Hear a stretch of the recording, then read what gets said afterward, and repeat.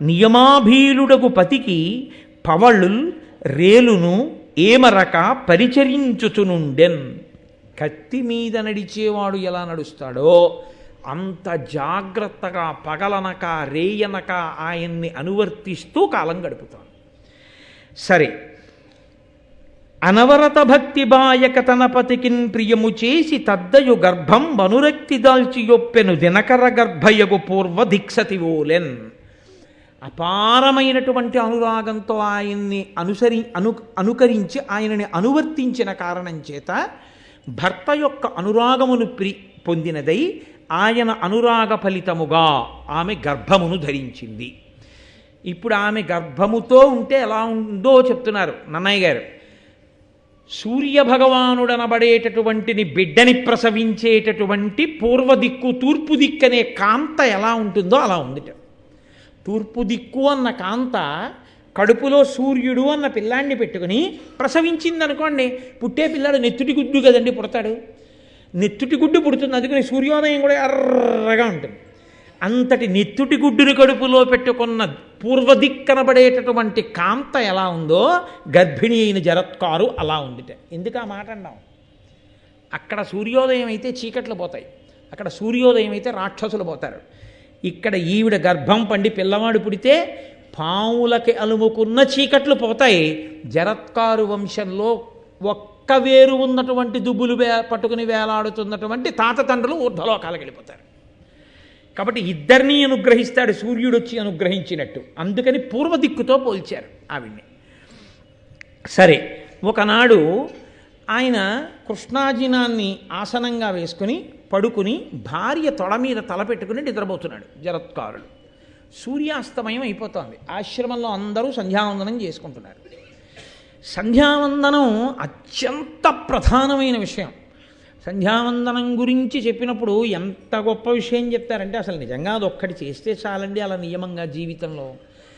ఏ కారణం చేతనైనా సంధ్యావందనాన్ని విడిచిపెట్టి ఎక్కడికైనా వెళ్ళి మళ్ళీ రాత్రి 10 వస్తాననుకుంటే నియమంగా సంధ్యావందనం చేసి ఆయన ఇంటికి వెళ్ళి చెప్పుకోవాలి, అయ్యా ఈ పూట నేను సంధ్యావందనం చేయలేకపోతున్నాను, మీరు సంధ్యావందనం చేసి అర్ఘ్యం ఇచ్చినటువంటి జలములు కొన్ని తీసి పక్కన పెట్టండి, నేను అక్కడి నుంచి తిరిగి వస్తూనే మీ ఇంటికి వస్తాను, మీరు నాకు తీర్థం ఇచ్చిన తర్వాత వెళ్ళి అప్పుడు నేను భోజనం చేస్తాను లేకపోతే పలహారం చేస్తాను. తప్ప సంధ్యావందనాన్ని మానడానికి వీల్లేదు. అంత ప్రధానమైన విహిత కర్మ సంధ్యావందనం. అందరూ సంధ్యావందనం చేస్తున్నారు, ఈయన నిద్రపోతున్నాడు. పైగా సూర్యోదయ సమయమునందు నిద్రపోకూడదు, నిద్రపోయినా కొంత క్షమార్పణ ఉంటుంది. సూర్యాస్తమయ సమయంలో ఎట్టి పరిస్థితుల్లో నిద్రపోకూడదు. కాబట్టి నిద్రపోతున్నాడు ఒక తప్పు, సంధ్యావందనం చెయ్యట్లేదు ఒక తప్పు. లేపకపోతే వేళ పట్టున సంధ్యావందనం చెయ్యాలి కదా, చేస్తానని నీకు తెలుసు కదా, నేను నిద్రపోతున్నానని లేపకపోవడం నా ధర్మాన్ని చెరచడం, నన్ను అగౌరవపరచడం కాదా? మీ అన్నయ్య ఇంటికి వెళ్ళిపోంటే. 2, నిద్రపోతున్న వాణ్ణి లేపడం కన్నా మహాపాపం లోకంలో ఇంకోటి లేదు. అందుకే నిద్రపోతున్న వాణ్ణి నిద్ర లేపితే ధర్మకార్యం చెప్పి నిద్ర లేపాలి. ఏదో ధార్మికమైనటువంటిది ఏదో చెప్పాలి, చెప్పి నిద్ర లేపాలి. ఏది ధర్మం చెప్పకుండా నిద్ర లేపితే మహాపాపాన్ని తీసుకెళ్ళి నిద్ర లేపిన వాడి ఖాతాలో వేస్తారు. ఒరే లే చదువుకొని లేపకూడదు. ఒరే తెల్లవారే ముందు లేచి ఈశ్వరుడికి నమస్కారం చెయ్యాలి కదరా. సూర్యోదయం అయ్యేటటువంటి కాలం బ్రాహ్మీ ముహూర్తం దగ్గరకు వచ్చింది, లేచి ఈశ్వరుడికి నమస్కారం చెయ్యి అనాలి. వాడు ఈశ్వరుడికి నమస్కారం చేయడానికి లేచిన తర్వాత ఇప్పుడు కూర్చొని చదువుకోవాలి. అంతే తప్ప ఏ కారణము లేకుండా నిద్ర లేపకూడదు. ఏదో కారణానికి ఒరే సినిమా టికెట్లు తేవాలి కొంచెం లేపకూడదు. ధర్మకార్యమునకు మాత్రమే నిద్ర లేపాలి. ధర్మకార్యమనగా దైవకార్యమునకే నిద్ర లేపాలి. అందుకే కౌసల్యా సుప్రజా రామ పూర్వా సంధ్యా ప్రవర్తతే ఉత్తిష్ట నరశార్దూల కర్తవ్యం దైవమాన్నికం. రాముణ్ణి లేపితే ఎందుకు లేవాలో కారణం చెప్పి లేపాడు విశ్వామిత్రుడు. ఈశ్వరుడు పడుకున్నాడని తెలిసిన కాబట్టి కారణం చెప్పాలి. సంధ్యావందనానికి లేపాలి ఇప్పుడు నేను ఇన్ని. కాబట్టి ధర్మలోపం జరగదు, లేపితే తప్పు కాదు. కానీ నేను నిద్రపోతుంటే ఎందుకు లేపావని కోప్పడితే సరే, నేను నిద్రపోతుంటే ఎందుకు లేపావని కోప్పడినా పర్వాలేదు నాకు. ఎందుకని ఆయన ధర్మం నిలబెట్టిందాన్ని అయ్యాను కాబట్టి నిద్ర లేపేస్తాను. అని ఆయన నిద్రలేపి, ఆశ్రమంలో అందరూ సంధ్యావందనం చేసుకుంటున్నారయా, నువ్వు కూడా సంధ్యావందనం చేసుకోవాలి కదా, లేవండి నిద్ర అంది ఆవిడ. అంటే ఆయన వెంటనే దిగ్గున నిద్రలేచారు. అంటే ప్రతి చిన్న విషయాన్ని ఎందుకు చూపిస్తారో తెలుసా అండి? ధర్మము ఎంత గొప్పదో చూపించడం కోసం. అసలు ఇంట్లో అలా నిద్రలేపడం అన్నది ఒక్కటి అలవాటైతే ఇల్లంతా బాగుంటుంది. భార్య భర్తని లేపినా, భర్త భార్యని నిద్రలేపినా ధర్మం చెప్పి నిద్రలేపాలి. కాబట్టి ఇప్పుడు ఆయన లేచన్నాడు, దేనికి లేపావు? నిద్రపోతున్నవాణ్ణి లేపడం తప్పని నీకు తెలియదా? నా పట్ల అగౌరవం కాదా అన్నాడు. అంటే ఆవిడంది, కాదు, ధర్మం చెడిపోతోంది, అవతల సూర్యాస్తమయం అవుతోంది, సంధ్యావందనం చేయాలి మీరు, కాబట్టి మరి నేను నిద్ర లేపకపోతే మీ ధర్మం పాడవుతుంది, మీ ధర్మం పాడవకూడదు కాబట్టి నిద్ర లేపాను, ఇందులో అగౌరవం ఎక్కడుంది అది. ఆయన ఏమన్నాడో తెలుసా అండి? ఇనుడస్తమింపబోయిన అనగా బోధింపవలననప్పుడు నా మేల్కనునంతకు నుండక ఇనుడొనరగా అస్తాత్రికేగ నోడడే చెప్పుమా. ఏమన్నావు? నేను నిద్రపోతుండగా నేను లేచి సంధ్యావందనం చెయ్యక ముందు సూర్యుడు అస్తమించడమే? ఎంత ధైర్యం సూర్యుడికి!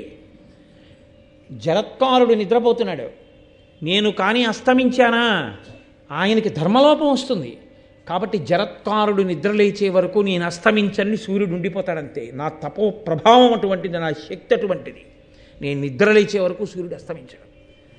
నా గురించి సూర్యుడు అంత భయపడతాడు, సూర్యుడు నా యొక్క శక్తిని అంతగా లెక్క కట్టినవాడు. అటువంటి సూర్యుడు లెక్క కట్టి అస్తమించలేదు, నువ్వు మాత్రం సూర్యుడు అస్తమిస్తాడు, నువ్వు నిద్రలేని నన్ను లేపావు అంటే నా శక్తిని అంత తక్కువ అంచనా వేశావు. ఇది నాకు అగౌరవం కాదా? కాబట్టి నువ్వు మీ అన్నయ్య ఇంటికి వెళ్ళిపో, నేను ఆశ్రమానికి వెళ్ళిపోతున్నాను. ఏమి ప్రారంధం, ఎవరైనా ఊహిస్తారా అది? ఆవిడ అన్నగారింటికి వెళ్ళిపోయింది, ఆయన ఆశ్రమానికి వెళ్ళిపోయాడు. పైగా చెప్పాడు, నువ్వు బెంగ పెట్టుకోకు, నీ కడుపులో అగ్నిహోత్రుడు సూర్యుడు ఎటువంటి వాళ్ళో అటువంటి తేజోవంతుడు పెరుగుతున్నాడు, ఆ బిడ్డడు చాలు మన జన్మ తరించింది. అంటే వాళ్ళ జీవితాలు అలా ఉండేవండోయ్. ఒక్కొక్కరు వివాహం చేసుకుంటే అసలు కామదృష్టి లేదన్న స్త్రీనే చేసుకున్నారు. హనుమ చేసుకున్నారు సువర్చనలు, అందుకే ఆమెకి కామదృష్టి లేదు, ఆయనకి కామదృష్టి లేదు, ఇద్దరు అలా ఉండి తరించారు. వాళ్ళు తరించారంటే వాళ్ళ స్థితి వేరు, ఒకరితో ఒకరికి పోలిక ఉండదు.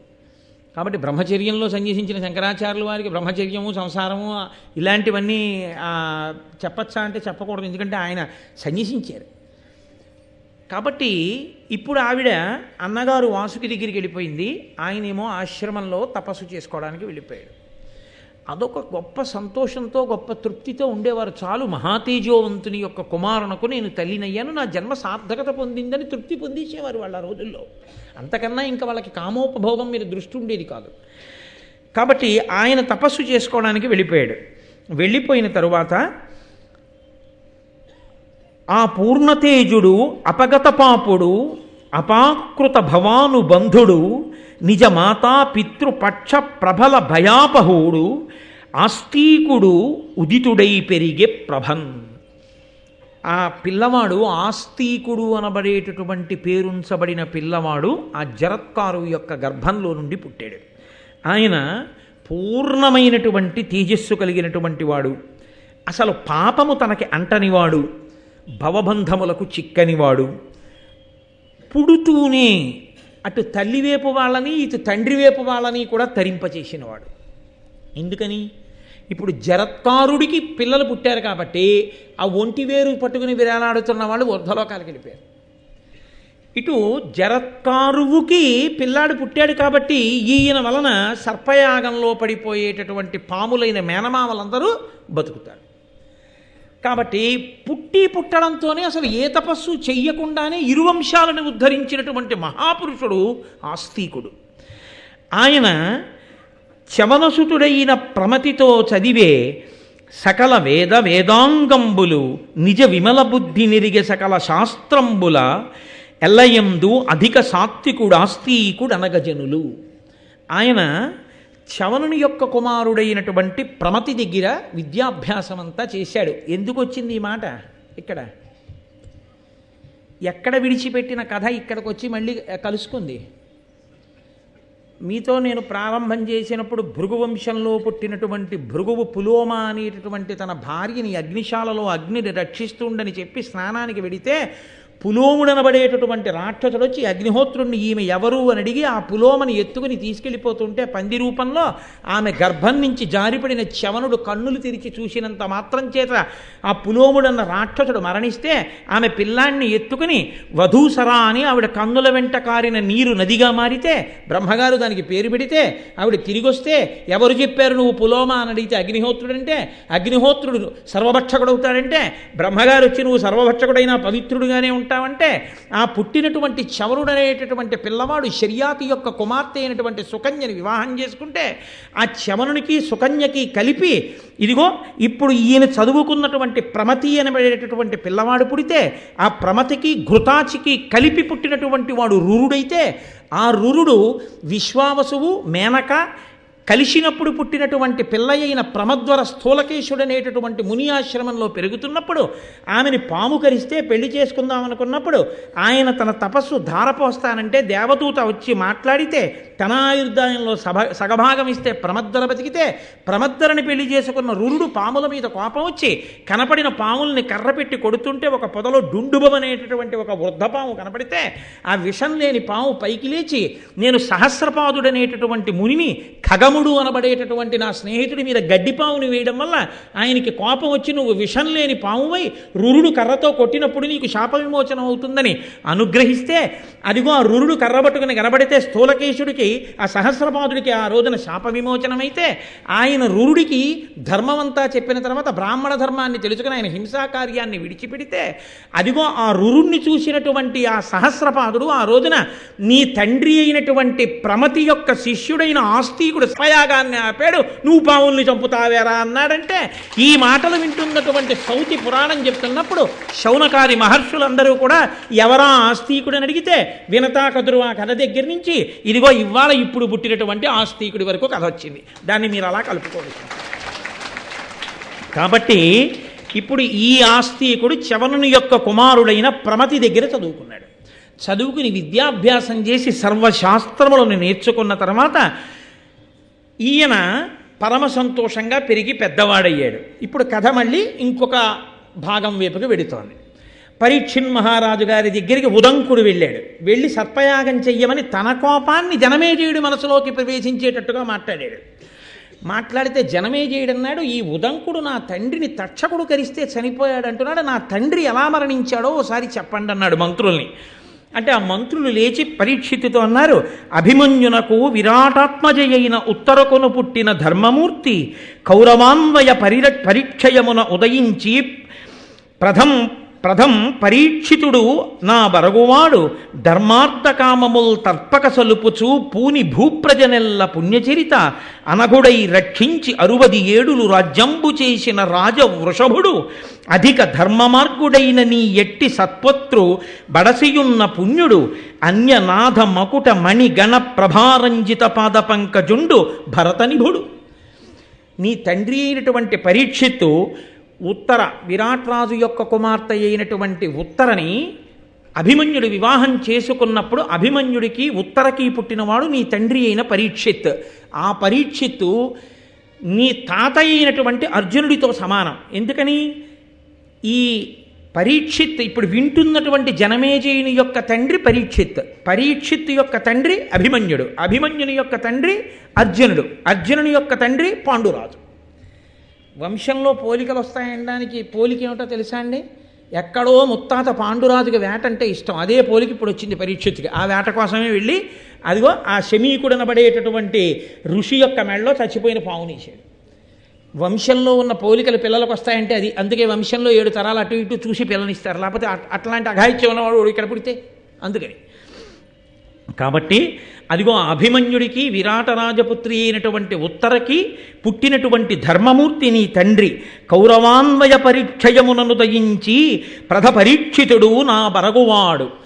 ఆయన కురువంశం, కురువంశంలో ఉన్నటువంటి వాళ్ళే పాండవులు కూడా, కాబట్టి కౌరవులే. కాబట్టి అదిగో ఆ కౌరవులు అంటే పాండవుల యొక్క సంతతి అంతా కూడా నశించిపోయి అభిమన్యుడు కూడా మరణించి ఉప పాండవులు కూడా మరణించిన తరువాత ఇంకా పాండవుల యొక్క వంశాంకురము ఉత్తరాగర్భమునందు మిగిలిపోయిన ఒక్క పరీక్షితే ఉన్నప్పుడు ఆ ఒక్క పిల్లవాడు కూడా బతకకూడదని పిండం మీదకి బ్రహ్మశిరోనామకాస్త్రాన్ని అశ్వత్థామ ప్రయోగిస్తే ఆమె కృష్ణుడి పాదములు పట్టుకుని ప్రార్థన చేస్తే ఇక్కడ బయట రథం దగ్గర నిలబడిన కృష్ణుడు ఉత్తరాగర్భంలోకి ప్రవేశించి ఆ బ్రహ్మశిరోనామకాస్త్రానికి పిండానికి మధ్యలో నిలబడి ఘోర రూపంతో బ్రహ్మాస్త్రాన్ని సాత్విక రూపంతో పిండాన్ని చూసి బ్రహ్మాస్త్రాన్ని తనలో కలుపుకుని పిల్లాన్ని రక్షిస్తే ఆయన పరీక్షగా విష్ణువుని చూసి పుట్టిన తరువాత కూడా తాతయ్యన ధర్మరాజు తొడ మీద కూర్చుని సభలో ఉన్న వాళ్ళందరినీ నేను మా అమ్మ కడుపులో ఉన్నప్పుడు శంఖచక్ర గదా పద్మములను పట్టుకుని నన్ను రక్షించిన మహానుభావుడు ఎక్కడున్నాడా అని ఇలా పట్టి పట్టి చూస్తుంటే ఆయన్ని దేవరాతుడు అని పేరున్నా కూడా ప్రజలందరూ పరీక్షగా చూస్తాడని పరీక్షిత్ అని పిలిచారు. కాబట్టి కురువంశానికి మిగిలిన ఏకైక నలుసు నువ్వు. ధర్మార్థకామములు తప్పక చలుపుచు పూని భూప్రజనెల్ల పుణ్యచరిత అనఘుడై రక్షించి 67 రాజ్యంబు చేసిన రాజవృషభుడు. మీ తండ్రి 60 సంవత్సరములు ధర్మార్థకామములు తప్పకుండా రాజ్యం చేసినటువంటి మహానుభావుడు. అటువంటి వాడు నీ వంటి సత్పుత్రుణ్ణి కన్నాడు. మీ నాన్న సింహాసనం మీద కూర్చొని పాదపీఠం మీద పాదం పెడితే అన్యదేశముల నుంచి వచ్చినటువంటి రాజుల యొక్క కిరీటములు నీ తండ్రి పాదముల దగ్గర ఉంచి నమస్కరిస్తే వాళ్ళ కిరీటములలో ఉన్న మణుల కాంతులు మీ తండ్రి పాదములకు నీరాజనములు పట్టేవి. అంత కీర్తి వహించినటువంటి మహానుభావుడు. కానీ ఇదిగో మీ వంశంలో ముత్తాత పాండురాజు గారికి ఉన్నటువంటి బలహీనతలాగే మీ తండ్రి కూడా వేటాడడం కోసమని చెప్పి అరణ్యంలోకి ప్రవేశించి వేటాడుతుండగా ఒక లేడి కనబడితే ఆ లేడిని ఎలా అయినా వేటాడి పట్టుకోవాలని తన పరివారం అంతా వెనకపడిపోయి ఎక్కడో ఉండిపోయినా తానొక్కడే ఆ లేడిని వేటాడి తీసుకొస్తానని లేడి వెంట పరిగెడుతూ బాణాన్ని విడిచిపెడితే బాణం తగిలినటువంటి లేడి పరీక్షిత్తుకి దక్కకుండా పారిపోయి శమీకుని యొక్క ఆశ్రమంలోకి వెళ్ళిపోతే లేడిని వెంట తవిలి దాన్ని వేటాడేటటువంటి మిషతో శమీకుడి ఆశ్రమంలోకి వెళ్ళి కన్నులు మూసుకుని అంతర్ముఖుడై ధ్యానంలో ఉన్నటువంటి శమీక మహర్షిని ఇటుగా లేడి పరిగెత్తిందా అని అడిగితే బహిర్ముఖుడు కాడు కాబట్టి శమీకుడి జవాబు చెప్పకపోతే ఉద్ధతితో ఆకలి చేత దప్పిక చేత కలిగినటువంటి ప్రకోపం చేత చచ్చిపోయిన పావుని ధనస్సు యొక్క మూపుతో పైకెత్తి ఆయన మెడలో వేస్తే ఆయన కుమారుడైనటువంటి శృంగికి ఈ విషయం తెలిసి నా తండ్రిని ఇంత అగౌరవపరుస్తాడా దేశమేలే రాజని నేటికి 7వ రాజు తక్షకుని యొక్క విషాగ్ని చేత నా తండ్రి మూపురమునందు మృత సర్పాన్ని వేసినటువంటి పరీక్షిత్తు తక్షకుని అగ్నిజ్వాలల యందు కాడి బూడిదగుగాక అని శాపవాక్కు విడిచిపెట్టి తండ్రి దగ్గరికి వచ్చి అభివాదం చేసి గోత్రనామాలు చెప్పుకుని భూమి మీద పడి నమస్కరిస్తున్న సమయంలో ఆ మహానుభావుడు శమీకుడు కన్నులు విప్పి తన కొడుకైన శృంగిని చూసి ఏరా బాధగా ఉన్నామని అడిగితే నాన్నగారు మీ మూపు మీద పరీక్షిత్ మృత సర్పాన్ని వేశాడు, కోపం వచ్చి నేటికి 7వ నాడు ఆయన మరణించాలని నేను శాపవాక్కు విడిచిపెట్టాను, అదిగో ఆ మూపురం మీద పాము తీశాను, నాకు చాలా బాధ కలిగింది నాన్నగారు ఆ పరీక్షిత్తు చేసినటువంటి దుష్కృత్యానికంటే. శమీకుడు చూసి ఎంత పని చేశావురా, చంద్రవంశంలో పుట్టినవాడు మహాపురుషుడు, రాజ్యమును ధార్మికంగా పరిపాలిస్తున్నవాడు, అందరినీ కాపాడేటటువంటి ప్రభువుని నీ యొక్క వ్యగ్రమైన వాక్కు చేత అర్ధాయుష్కుణ్ణి చేసి పడగొడుతున్నావు, దీనివల్ల లోకమంతా పాడైపోదా, కోపం అనేది రానేకూడదు, కానీ కోపం వస్తే ఎన్ని ఉపద్రవాలు వస్తాయో వినరా అని ఆ రోజున కొడుకు శృంగితో శమీకుడు అన్నాడు. క్రోధమ తపముంచెరచును క్రోధమ అణిమాదులైన గుణముల బాపున్ క్రోధమ ధర్మక్రియలకు బాధయగున్ క్రోధిగా తపస్వికి చిన్నే. క్రోధము ఆవహించినటువంటి వాని యొక్క తపస్సు చెడిపోతుంది. క్రోధము వలన అణిమాది సిద్ధులు గుణములు అన్నీ నశించిపోతాయి. క్రోధము ధార్మికమైనటువంటి పనులు చెయ్యనివ్వదు. క్రోధమున్నటువంటి వాడు ఇక తపస్వి ఎలా అవుతాడు? క్షమలేని తపసితనమును ప్రమత్తు సంపదయు ధర్మ బాహ్య ప్రభు రాజ్యము భిన్న కుంభమునతో యముల బట్టుల అధ్రువంబులకు ఇవియల్లన్. క్షమలేని తపసితనమును, ఓర్పు లేనటువంటి తపస్సు, అలాగే పరాకుగా ఉండకపోవడం వల్ల ఐశ్వర్యం నిలబడకపోవడం అనేటటువంటి లక్షణం. అంటే పరాకు ఉన్నటువంటి వాడికి ధనం ఉంటుంది, పరాకు లేకపోవడం అనేటటువంటి వాడికి ధనం జారిపోయినట్టు ధర్మం విడిచిపెట్టినటువంటి రాజుకి రాజ్యం ఎలా నశిస్తుందో అది పగిలిపోయిన కుండలో పోసినటువంటి నీరు కారిపోయినట్టే. క్రోధమున్న వాడికి తపస్సు ఫలించదు, ధర్మం విడిచిపెట్టిన వాడికి రాజ్యం నిలబడదు, పరాకు లేని వాడికి ఐశ్వర్యం నిలబడదు, పగిలిపోయిన కుండలో నీరు పోసిన వాడికి నీరు నిలబడదు. కాబట్టి నీకెందుకురా తపస్సు, ఇంత క్రోధం ఉన్నవాడికి నీకు తపస్సు ఫలిస్తుందా, ఎంత తప్పు పని చేశావురా అని గౌరముఖుడు అనబడేటటువంటి ఒక మునిని పిలిచి నేటికి 7వ రోజున మరణించాలని రాజుకి నా కొడుకు శాపం ఇచ్చాడు. వెంటనే భద్రతా ఏర్పాట్లు చేసుకుని మంత్రతంత్రములు తెలిసి ఉన్నటువంటి నిపుణులైన బ్రాహ్మణుల్ని పక్కన పెట్టుకుని ఎంత మాత్రమూ పరాకు లేకుండా తనను తాను రక్షించుకోమని పరీక్షిత్ మహారాజుకి నా వాక్కుగా చెప్పండని ఆ గౌరముఖుడనబడేటటువంటి మునిని పరీక్షిత్ దగ్గరికి పంపిస్తే ఈయన వెళ్ళి పరీక్షిత్తుకి చెప్తే శమీక మహర్షి కొడుకుని అడిగాడు ఆ రోజున, నువ్వు వెనక్కి తీయలేవా నీ శాపాన్నని. నాన్నగారు నేనేం చెయ్యలేని, ఇప్పటికే నేను విడిచిపెట్టిన శాపవాక్కు తక్షకుడిలో ప్రచోదనం చేసి బయలుదేరిపోయి ఉంటాడు కరవడానికి పరీక్షిత్తుని అన్నాడు. ఆ మాట చెప్పినట్టుగానే మహానుభావుడు బయలుదేరాడు. బయలుదేరి గబగబా వచ్చేస్తున్నాడు. వచ్చి ఇంకా పరీక్షిత్తుని కాటు వెయ్యాలి. అది 7వ రోజు. ఇంకా ఆ ఒక్క రోజు దాటిపోయిందా ఇక పరీక్షిత్తు బతికేస్తాడు. కాబట్టి ఆయన ఒక పెద్ద ఒంటి స్తంభపు మేడ కట్టుకుని మంత్రతంత్రములు తెలుసున్న వాళ్ళందరినీ పక్కన పెట్టుకుని సకలోర్వీషుడు అతి ప్రయత్నపరుడై సర్వక్రియా తక్షకోటుల్ పనిసేయగా ఘనతరైక స్తంభహర్మ్యంబు తక్షక భీతిన్ రచయించి పంచి దృఢరక్షం దానిలో నుండి బాయక రాత్రిన్ దివ జాగరూక హిత భృత్యామాచ్య వర్గంబుతోన్. ఆయన బోలెడంతమంది వడ్రంగుల్ని కార్మికుల్ని పిలిచి ఒంటి స్తంభపు మేడ కట్టించుకుని అందులో తన యొక్క భృత్యుల్ని మంత్రుల్ని చుట్టూ పెట్టుకుని విషాన్ని విరగొట్టగలిగినటువంటి మంత్రాలు తెలుసున్న వాళ్ళని తంత్ర నిపుణుల్ని సిద్ధంగా పెట్టుకుని అందులోనే ఉంటూ 7 రోజులు అయ్యే వరకు నేను కిందకి దిగిరానని ఆ ఒంటి స్తంభపు మేడలో కూర్చున్నాడు. కూర్చునుండగా 7వ రోజు వచ్చింది. బయలుదేరాడు. ఎవరు? తక్షకుడు. ఆయన్ని కరుస్తాను అని. ఈలోగా బ్రహ్మగారు ఏం చేశారంటే, ఈ లోకంలో పాములు ఎవరిని పడితే వాళ్ళని కరిచేస్తున్నాయి, కరిస్తే పాపం చనిపోతున్నారు. పాము కరిస్తే చనిపోకుండా బ్రతికి ఉండడానికి నేను కశ్యపుడు అనేటటువంటి ఋషికి పాము యొక్క విషాన్ని విరగ్గొట్టగలిగినటువంటి మంత్రాన్ని ఉపదేశం చేస్తానని సాక్షాత్తుగా చతుర్ముఖ బ్రహ్మగారే కశ్యప మహర్షికి ఉపదేశం చేశారు. ఆ కశ్యప మహర్షి ఎంత గొప్పవాడంటే, ఆయన నేను బయలుదేరి వెళ్ళి లోకాన్ని రక్షించగలిగిన ప్రజ్ఞావంతుడు కనుక పరీక్షిత్తుని తక్షకుడు కరిస్తే మరణించబోయే రాజు యొక్క శరీరంలోని విషాన్ని విరగ్గొట్టి నేను పరీక్షిత్తుని రక్షిస్తానని కశ్యపుడు బయలుదేరాడు. ఇద్దరూ బయలుదేరారు.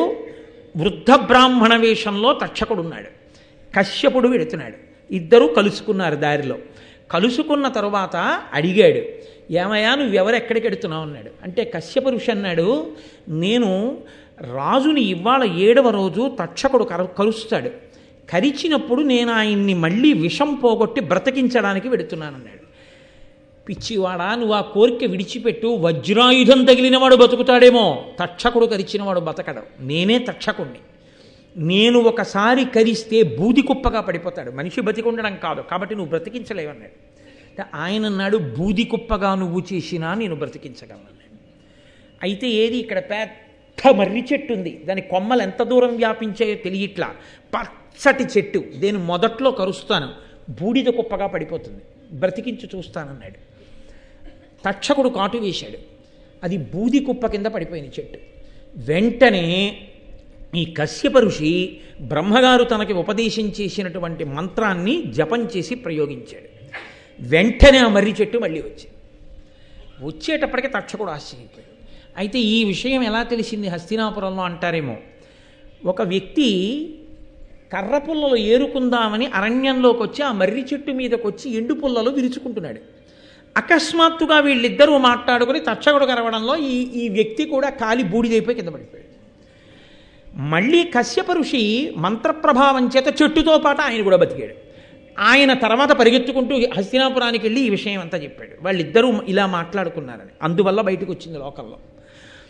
కాబట్టి ఇప్పుడు తక్షకుడు అన్నాడు, నేను కాటు వెయ్యడం అనేటటువంటిది పరమసత్యం, కాటు వేసేస్తాను, నువ్వెందుకు ఆయన్ని బతికించాలనుకుంటున్నావు? ఒకటి, మహానుభావుడు కాబట్టి బతికిస్తాను. 2, రాజుని బతికిస్తే రాజు అపారమైన ధనమిస్తాడు. రాజు ఎంత ధనమిస్తాడో అంతకన్నా అధికమైన ధనమిస్తాను, నువ్వు బ్రతికించవద్దు, వెళ్ళిపోమన్నాడు. కశ్యప ఋషి కందులు మూసుకుని అంతరదృష్టితో చూశాడు. రాజుకి మరణము తథ్యము అని తెలిసిపోయింది. అంటే ఒకసారి ఋషివాక్కు ఇక తప్పించుకోవడం కుదరదు కాబట్టి ఎలాగో మరణిస్తాడు. కాబట్టి నేను ఈ డబ్బు తీసుకుని వెళ్ళిపోదామని ఆయన తక్షకుడు ఇచ్చినటువంటి డబ్బు పెట్టుకుని కశ్యప ఋషి వెళ్ళిపోయాడు. ఇప్పుడు ఈయన కోటలోకి ప్రవేశించాలి, ఒంటి స్తంభపు మేడలోకి.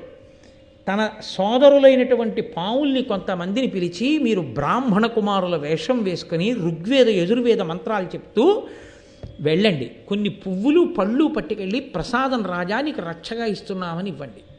వేదం చదువుకుంటున్న బ్రాహ్మణ కుమారుల్ని చూస్తే రాజు కాదన్నాడు, తీసుకుంటాడన్నారు. అంటే వాళ్ళు అలాగే వెళ్ళారు. వెడితే రాజు పాపం ప్రసాదం కదా అని పుచ్చుకున్నాడు. పుచ్చుకుని ఆయన ఆ పళ్ళు తన చుట్టూ ఉన్న మంత్రులకి ఇస్తున్నాడు.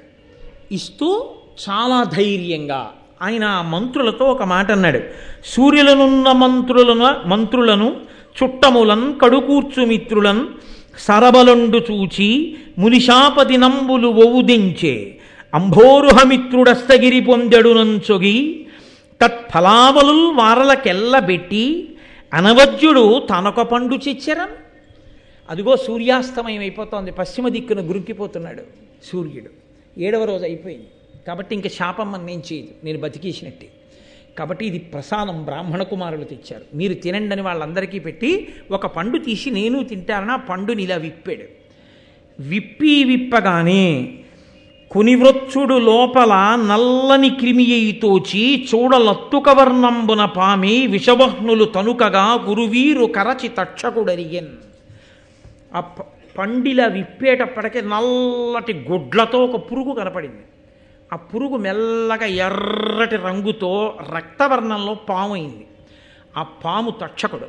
అది వెంటనే రాజుని కరచి పెద్ద స్వరూపాన్ని పొంది అగ్నిహోత్రాన్ని చిమ్మి అక్కడ ఉన్నటువంటి మేడని కూడా కాల్చేసి దూకి పారిపోయింది. అలా నీ తండ్రి చచ్చిపోయాడయా అన్నాడు. అంటే జనమేజయుడు మనసు ఎలా ఉంటుంది? ఆయన చాలా వ్యగ్రత పొందాడు తక్షకుడి మీద. నిజంగా కూడా తక్షకుడు యుక్తాయుక్త విచక్షణ లేని పాము.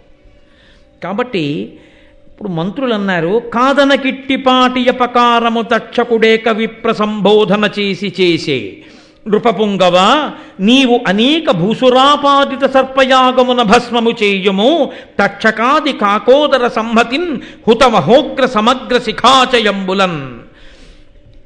ఒక్క బ్రాహ్మణుడు అలా అన్నాడని, తక్షకుడి చేతిలో చచ్చిపోవాలి పరీక్షిత్ అన్నాడని, ఆ బ్రాహ్మణుడి మాట నిజం చేయడానికి తక్షకుడు ఇంత పన్నాగం పన్ని మీ నాన్నని చంపేశాడు. మీ నాన్న మంచితనాన్ని దీన్ని పరిగణనలోకి తీసుకోలేదు. ఏమి బ్రాహ్మణ వాక్కుకు అంత గౌరవం ఇచ్చాడుగా. ఏది, నువ్వు బ్రాహ్మణుల్ని తీసుకొచ్చి యాగం చేయి, యాగం చేసి మొత్తం పావుల సంతతంతని అగ్నిహోత్రంలో పారాయి, తక్షకుడిని కూడా పిలి, ఆయన్ని కూడా పడమను. కాబట్టి నువ్వు ప్రతీకారం చెయ్యవలసిందే, చెయ్యి యాగం అన్నారు.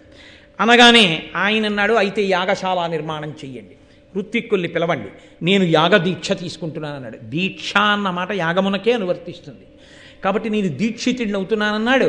యాగశాల నిర్మాణం చేశారు. యాగశాల నిర్మాణం చేసినా, ఇల్లు కట్టినా వాస్తు అన్నదానికి దాని యొక్క ప్రభావం దానికి ఉంటుంది అని శాస్త్రం చెప్తాం. ఎవరు ఏ మాటలు చెప్పినా మనం శాస్త్రాన్ని నమ్మిన వాళ్ళమైనప్పుడు మనం అలాగే మాట్లాడవలసి ఉంటుంది, మనం అలాగే పాటించవలసి ఉంటుంది. కాబట్టి అందులో ఒక పౌరాణికుడు, ఒక మహానుభావుడు, శాస్త్రములు తెలుసున్నవాడు వచ్చి జనమేజయుడితో అన్నాడు, అనగా ఈ యజ్ఞము విధి సనాధరుత్తి ప్రయోగ సంపూర్ణం బయ్యును గడచన నేరదు నడుమన యుడుగును భూసురోత్తమ నిమిత్తమునన్. ఈ యాగశాల నిర్మాణంలో దోషం ఉంది. యాగశాల నిర్మాణంలో దోషం ఉన్న కారణం చేత ఎంత గొప్ప బ్రాహ్మణుల్ని నువ్వు తీసుకొచ్చినా, ఎంత గొప్ప యజ్ఞ సంభారాలు నువ్వు తీసుకొచ్చినా ఈ యాగం మధ్యలో ఒక బ్రాహ్మణుడి వల్ల ఆగిపోతుంది అంటే.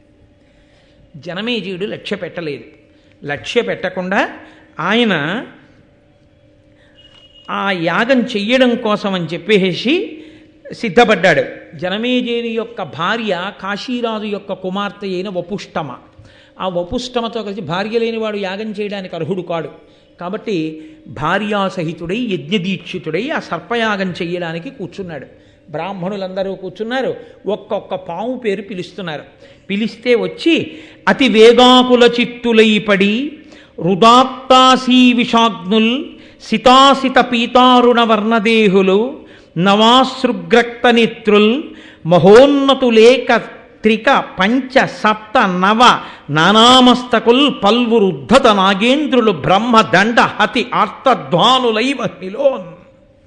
బ్రహ్మదండం పెట్టి కొడితే పడిపోయినట్టుగా ఒక్కొక్క పేరు చెప్పి బ్రాహ్మణులు పిలుస్తుంటే ఋత్విక్కులు 1 పడగ పాము, 3 పడగల పాములు, 5 పడగల పాములు, 9 పడగల పాములు, పెక్కుతలలు కలిగినటువంటి పాములు, పసుపు రంగు పాములు, తెల్ల రంగు పాములు, ఎర్ర రంగు పాములు, నల్ల రంగు పాములు, పొడుగు పాములు, పొట్టి పాములు, లావు పాములు, సన్న పాములు, ఇన్ని పాములు ఆకాశంలో గిరగిరా తిరుగుతూ విషాన్ని చిమ్ముతూ అగ్నిహోత్రంలో పడిపోయి తలలు పగిలిపోతుంటే పెటిల్ల శబ్దం చేస్తూ అరుస్తూ విషం జిమ్ముతూ అగ్నిహోత్రంలో కాలిపోతుంటే దిక్చక్రమంతా సర్పముల యొక్క వింతధ్వనులతో మారుమోగిందిట.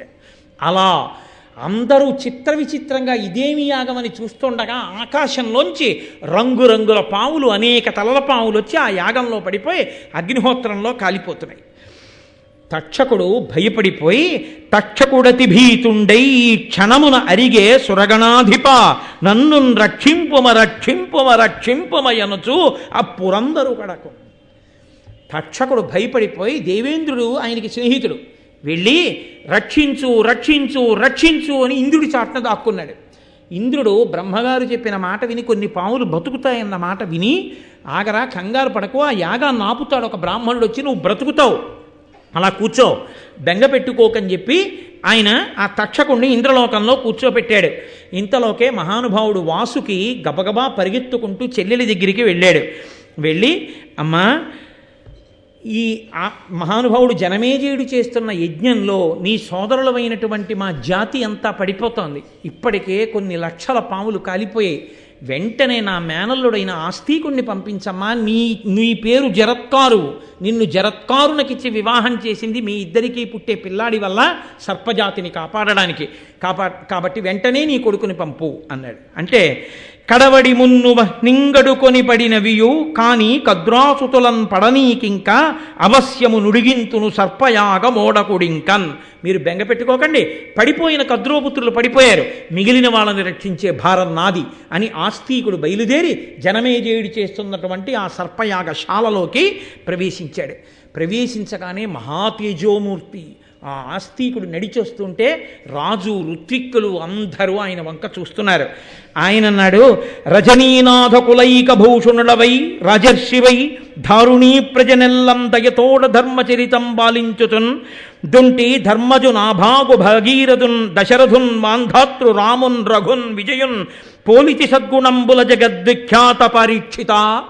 మహానుభావ పరీక్షిత్తు, నీవు రజనీనాథ కులైక భూషణుడవై రాజర్షివై, చంద్రవంశంలో పుట్టినటువంటి గొప్ప రాజువై రాజర్షివై ప్రజలందరినీ దయతో ధర్మంతో పరిపాలన చేస్తూ ఆనాడు ధర్మరాజు, నాభాగుడు, భగీరథుడు, దశరథుడు, మాంధాత, రాముడు, రఘుమహారాజు, అర్జునుడు ఎలా పరిపాలన చేశారో అలా పరిపాలించావయ్యా.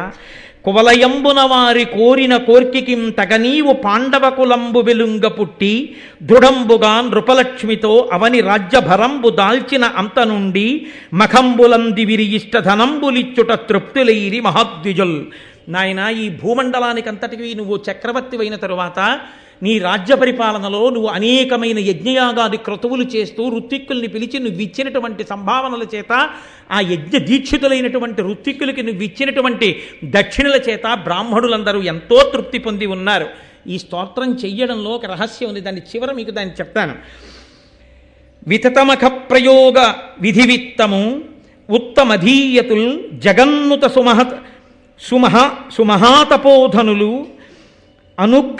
అనుగ్రహ నిగ్రహ శక్తియుక్తులీక్రతువున ఋత్వికుల్ కమలగర్భ సమానులు పూర్వ దిక్పతిక్రతువున యజకోత్తముల కంటే ప్రసిద్ధులు సర్వ విద్యలం. నువ్వు ఇక్కడ నిమంత్రణం చేసినటువంటి ఋత్విక్కులున్నారే, వాళ్ళు ఆగ్రహించినా అనుగ్రహించినా ఏదైనా చెయ్యగలిగినటువంటి సమర్థులు. ఒకానొక నాడు బ్రహ్మగారు చేసినటువంటి యజ్ఞం ఉందే పూర్వదిక్కున, ఆ చేసినటువంటి యజ్ఞం కన్నా ఇవాళ నువ్వు చేస్తున్నటువంటి యజ్ఞం, ఇక్కడ కూర్చున్నటువంటి ఈ ఋత్విక్కులు గొప్పవాళ్ళయా.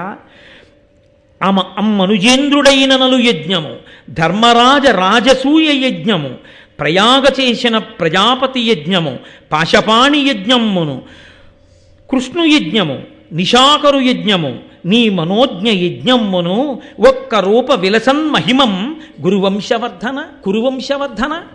ఓ కురువంశవర్ధన, పరీక్షిత్తు, నువ్వు చేసినటువంటి ఈ యాగం ఎంత గొప్పదో తెలుసా? ఒకనాడు మహారాజు అయినటువంటి నలుడు చేసిన యజ్ఞం, ధర్మరాజు చేసిన రాజసూయాగం, ప్రయాగలో బ్రహ్మగారు చేసినటువంటి యజ్ఞం, పాశం చేతిలో పెట్టుకునేటటువంటి వరుణుడు చేసినటువంటి యజ్ఞం, కృష్ణుడు చేసినటువంటి యజ్ఞం, చంద్రుడు చేసినటువంటి యజ్ఞం, నువ్వు చేసిన యజ్ఞం, ఇవయ్యా యజ్ఞాలంటే. ఎంత గొప్ప యజ్ఞం చేశావయ్యా! అసలు యజ్ఞాలకన్నిటికీ నీ యజ్ఞం ఎందుకు గొప్పదో తెలుసా? ఒక మహానుభావుడు ఇక్కడ కూర్చున్నాడు ఈ యజ్ఞంలో. విద్వన్ముఖ్యుడు ధర్మమూర్తి త్రిజగద్విఖ్యాత తేజుండు కృష్ణద్వైపాయనుడే గుదించి సుత శిష్య బ్రహ్మ సంఘంబుతో సద్వద్యుండు సదస్యుడయ్యే అని శక్యంబె వర్ణింప సాక్షాత్ విష్ణుండవ నీవు భూపతులలో కౌరవ్య వంశాగ్రణి. మహానుభావుడు, అపారమైన విద్వత్తు కలిగిన వాడు, ధర్మమూర్తి, 3 లోకములయందు ఖ్యాతి గడించినటువంటి వాడు, కృష్ణద్వైపాయనుడన్న పేరు కలిగినటువంటి వాడు, వేదవ్యాసుడు శిష్య ప్రశిష్యులతో వచ్చి ఈ యాగంలో కూర్చుని ఈ యజ్ఞాన్నంతటినీ పరిశీలనం చేస్తున్నాడు. అంతటి మహానుభావుడు వచ్చి కూర్చున్నాడంటే ఈ యాగం ఎంత గొప్పదో ఇంకా వేరే చెప్పాలా నాయనా? ఆర్తిహర క్రియాభిరతుడై కృతసన్నిధియై ప్రదక్షిణావర్త శిఖగ్రహస్తములవహ్ని మహాద్విజ దివ్యమంత్ర నిర్వర్తిత హవ్యముల్కొనుచు వారిజవైరి కులీష నీకు సంపూర్త మనోరథంబులను పుణ్యఫలంబులనిచ్చుచుండెడన్. నువ్వు చేసేటటువంటి యాగాల్లో అగ్నిహోత్రుడు సంతతము నీ పక్కన కూర్చుని హవిస్సులను స్వీకరిస్తూ కుడిపక్కకి తిరిగేటటువంటి జ్వాలలు కలవాడై, అంటే శుభశకునంతో నిరంతరము నీ కోర్కెలను ఈడేర్చేవాడగుగాక, నీవు అంత కీర్తివంతుడవగుగాక అని ఆశీర్వచనం చేశాడు. అంటే ఇంత కీర్తి గణించిన వంశంలో పుట్టినవాడివి, ఇంత దయాళువి, ఇంత పేరు తెచ్చుకున్నవాడివి, ఇంతమంది పెద్దల్ని కూర్చోబెట్టి యాగం చేస్తున్నవాడివి, ఇంతకుముందు ఇన్ని యాగాలు చేసిన వాడివి, ఇంత దాన ధర్మాలు చేసిన వాడివి, ఏదో నిమిత్తం లేకుండా నింద లేకుండా బొందిపోతుందా? ఏదో కారణానికి మొత్తం మీద తండ్రి పడిపోవలసి వచ్చింది, పడిపోయాడు. ఆ నింద కాకపోతే వేరో కారణానికి వెళ్ళిపోతాడు. దానికి మనసులో క్రౌర్యం పెట్టుకుని యాగం చేసుకుని నీ చరిత్రకంతటికి మచ్చ తెచ్చుకుంటావా? చెయ్యవచ్చా ఇలాంటి యాగాలు? ఆంతరమైనటువంటి ప్రశ్న. వెంటనే చాలా సంతోషించి ఆయన అన్నాడు, ఆ జనమేజయుడు, మహానుభావ, నీ దివ్యమైనటువంటి తేజస్సు, నీ వాక్కులు చూస్తుంటే చాలా సంతోషంగా ఉందయా, నీకేం కావాలి చెప్పి ఇచ్చేస్తానన్నాడు. వెంటనే ఆస్తికుడు అన్నాడు, మానిత సత్యవాక్య అభిమన్యుకులోద్వహ శాంతమన్యు సంతానుడవై దయాభినిరత స్థితి నీవు మదీయ బంధు సంతాన మనోజ్వరంబు పరతంబుగా నాకు ప్రియంబుగా మహోర్వీనుత సర్పయాగముడి వింపము కావుము సర్పసంహతిన్. నీవు నా బంధువులైనటువంటి సర్పములన్నీ ఇందులో పడిపోయి ఇలా కాలిపోయి మరణించకుండా వాళ్ళ మనోవేదన తీరేటట్టుగా, నేను సంతోషించేటట్టుగా నీవు దయతో, ప్రాణుల పట్ల కక్ష పెంచుకోవడం అనేటటువంటిదే విషం, ప్రాణుల పట్ల దయ పెంచుకోవడమే అమృతం. కాబట్టి నాయనా, నువ్వు వేరుగా అమృతం తాగక్కర్లేదు, దయతో ఉండడమే అమృతం తాగడం. కాబట్టి ఆ కక్ష అన్నది పక్కన పెట్టి దయ అన్నదాన్ని నీ మనసులోకి తెచ్చుకో.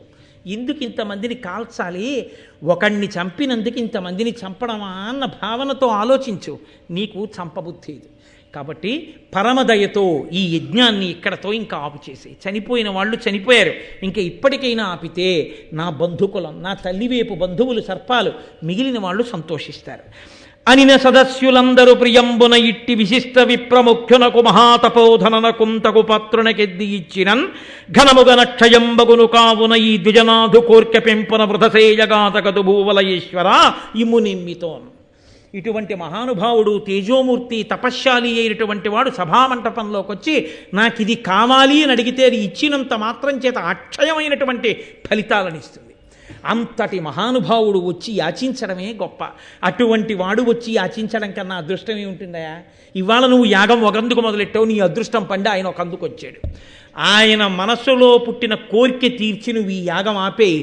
ఆయన మనసు సంతోషించిందా, నువ్వు అపారమైనటువంటి పుణ్యాన్ని పొందుతావు. కొడుకంత పుణ్యం చేశాడా, నీ తండ్రి ఉన్నత గతులు పొందుతాడు. ఇంకింతకన్నా ఏం కావాలి? కాబట్టి ఆపేశయ్యాగా అని అన్నారు. వెంటనే ఆ యాగాన్ని ఆపు చేశారు. కానీ అప్పటికే అక్కడ ఉన్న ఋత్విక్కులు చెప్పినటువంటి మంత్రముల వలన తక్షకుడు అగ్నిహోత్రాన్ని వెదజల్లుతూ ఇంద్రుడి సింహాసనం నుంచి వేరైపోయి ఆయన ఆ మంత్రశక్తికి ఆగలేక ఆకాశంలో తన్నుకుంటూ వచ్చి హోమగుండంలో పడిపోతున్నాడు. పడిపోతుంటే వెంటనే ఆస్తికుడు ఆయనని అలా ఉండు, నీకేం భయం లేదు, ఆగు, నువ్వు పడక్కర్లేదంతే యాగాగ్ని ఎందు అన్నాడు. ఆస్తికుని యొక్క నోటి మాట ప్రభావానికి అగ్నిహోత్రంలో పడిపోతున్న తక్షకుడు తప్పుకుని పక్కకెళ్ళి పడ్డాడు. పడి బ్రతికిపోయాడు. ఆ కారణం చేత ఇప్పటికీ ఎక్కడ ఆస్తికుని యొక్క కథని చెప్పుకుంటారో, ఎక్కడ ఆస్తిక మహర్షిని తలుచుకుంటారో అక్కడ ఎంత విషపూరితమైన సర్పములు తలలు దించేస్తాయిట. ఆస్తికుడి కథ విన్నవారి జోలికి, భక్తితో ఆయనకి నమస్కరించిన వారి జోలికి పాములు రావు కాదు. అసలు వనర జరత్కారు మునీంద్రునకు జరత్కారునకు సుతుండైన మహామునివరు నాస్తికుని ముదమున తలచిన ఉరగభయము పొందరు జనులు. ఎవరైతే ఆ జరత్కారువుకి జరత్కారుడికి పుట్టినటువంటి ఈ ఆస్తికుని వలన ఉభయ వంశములు తరించి సర్పయాగంలో పాములు పడకుండా రక్షింపబడినటువంటి ఈ కథ వింటున్నారో అటువంటి వారికి పాముల వంటి పాపములు తొలగి వారు భగవంతుణ్ణి చేరడానికి, భగవంతుణ్ణి అనుగ్రహాన్ని పొందడానికి యోగ్యమైన స్థితిని పొందుతారు అని దీనికి ఫలశ్రుతి చెప్తూ మహోత్కృష్టమైనటువంటి జనమేజయ సర్పయాగం ఆస్తిక మహర్షి వల్ల ఆగినటువంటి సందర్భాన్ని కద్రువ కృతయుగంలో ఇచ్చిన శాపం కలియుగ ప్రారంభంలో ఎలా కట్టి కుడిపిందో, బ్రహ్మగారన్న వాక్కు నిజమై పుట్టినటువంటి ఒక మహాపురుషుడు యాగాన్ని ఆపి దుష్ట సర్పములు నశించిన తర్వాత మిగిలిన పాములు ఎలా బ్రతికాయో ఈ కథలో చెప్పబడింది. అంటే ఒకసారి మహాపురుషులైనటువంటి వారు కోపంతో కానీ అనుగ్రహంతో కానీ ఒక వాక్కుని విడిచిపెట్టేశారో అది ఎప్పుడో అప్పుడు అనుభవంలోకి వచ్చి తీరుతుంది అని మనకి అనేకమైనటువంటి ధర్మసూక్ష్మములతో కూడినటువంటి ఈ కథాభాగాన్ని మహానుభావుడు మనకు అందించి నన్నయ్య భట్టారకుడు మనని కృతార్థుల్ని చేశారు. ఇన్ని ధర్మసూక్ష్మములు వివరించారు. మీరు దీన్ని జాగ్రత్తగా గమనిస్తే ఎన్నో చోట్ల వ్యగ్రతతో విడిచిపెట్టినటువంటి వాక్కు బ్రహ్మదండము కన్నా గొప్పదై పడగొట్టేస్తుంది అని చూపిస్తుంది.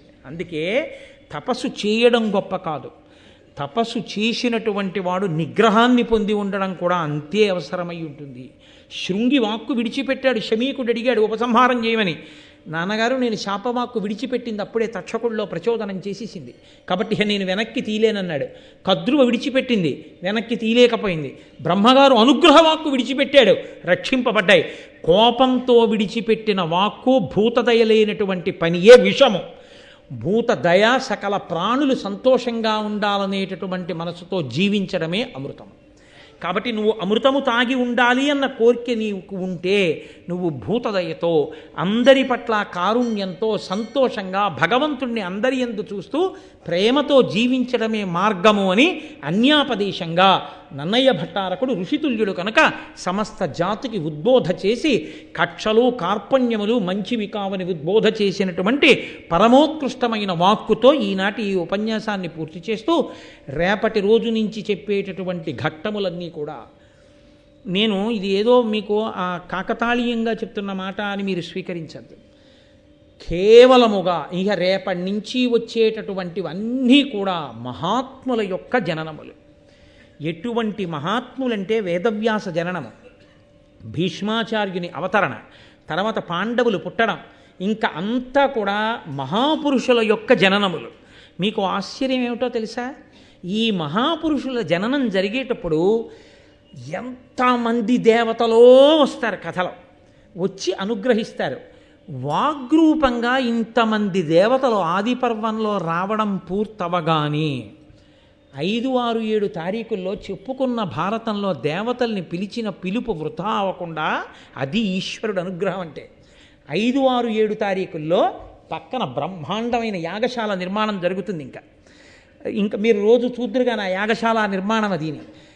గాయత్రీ మహామంత్రానికి 24 అక్షరాలైతే 24 మంది మహాతేజోవంతులు గొప్పగా వేదం చదువుకున్నటువంటి ఋత్విక్కులు వస్తారు.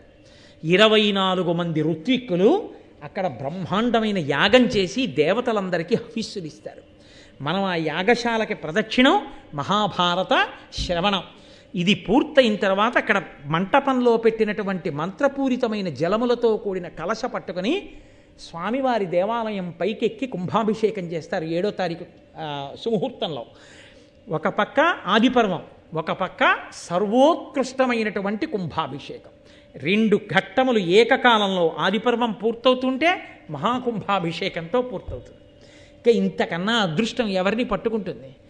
మన అదృష్టం అయ్యప్ప స్వామి అనుగ్రహించి ఆదిపర్వం మహాభారతం ఎప్పుడు చెప్పబడుతుందో, ఎప్పుడు మహాపురుష జననం ఇక్కడ వినబడుతుందో అప్పుడు నా దేవాలయానికి కుంభాభిషేకం అన్నాడు ఆయన. అందుకే ఇంతకాలం ఆగిపోయింది. ఆదిపర్వం ప్రారంభించగానే సుముహూర్తం నిర్ణయం అయిపోయింది, యాగశాల ప్రారంభం అయిపోతోంది. ఆదిపర్వం పూర్తయితే మహానుభావుడు, పరమధర్మాత్ముడు, ఎవరి పేరు చెప్తే లోకం పరవశించిపోయి తరించిపోతుందో అటువంటి భీష్ముడు, ధర్మరాజు, భీముడు, అర్జునుడు, నకులుడు, సహదేవుడు, ద్రౌపదీదేవి, దుష్టజ్యుమ్నుడు, ద్రోణుడు, ఆ కృపాచార్యుడు, మహాత్ముల యొక్క జననములన్నీ ప్రారంభమవుతాయి. ఆ ఘట్టములన్నీ ఇంకా రేపటి నుంచి ప్రారంభం. దేవయాని, కచుడు, మహానుభావుడు బృహస్పతి, శుక్రాచార్యుల వారు, అసలు వాళ్ళ పేర్లు తలుచుకుంటే చాలు, వింటే చాలు. అటువంటివన్నీ రేపటి నుంచి ఆ ఘట్టాలు ప్రారంభం. కాబట్టి రేపు సాయంకాలం 6:30 మళ్ళీ తిరిగి మనం కలుసుకుందాం. నేను 8 గంటల సమయాన్ని దాటిపోయినందుకు నన్ను ఇవాళ ప్రేమతో మన్నించవలసిందిగా గోపాలకృష్ణ గారిని వేడుకుంటూ ఇక దాని మీద ఒక్క మాట కూడా మాట్లాడద్దని కోరుకుంటూ మంగళాశాసన పరైమదాచార్య పురోగమై సర్వైశ్చ పూర్వైరాచార్యై సత్కృతాయాస్తు మంగళం. మంగళం కోసలేంద్రాయ మహనీయ గుణాత్మనే చక్రవర్తి తనూజాయ సర్వభౌమాయ మంగళం. ఉమాకాంతాయ కాంతాయ కామితార్థప్రదాయినే శ్రీగిరీశాయ దేవాయ మలినాథాయ మంగళం. కరచరణకృతం వా కర్మవాక్కాయజం వా శ్రవణనైనజం వా మానసం వా పరాధం విహితం వా సర్వమేత్తక్షమస్వ. శివ శివ కరుణాబ్ధే శ్రీ మహాదేవ శంభో. సర్వం శ్రీ ఉమామహేశ్వర పరబ్రహ్మార్పణమస్తు. స్వస్తి.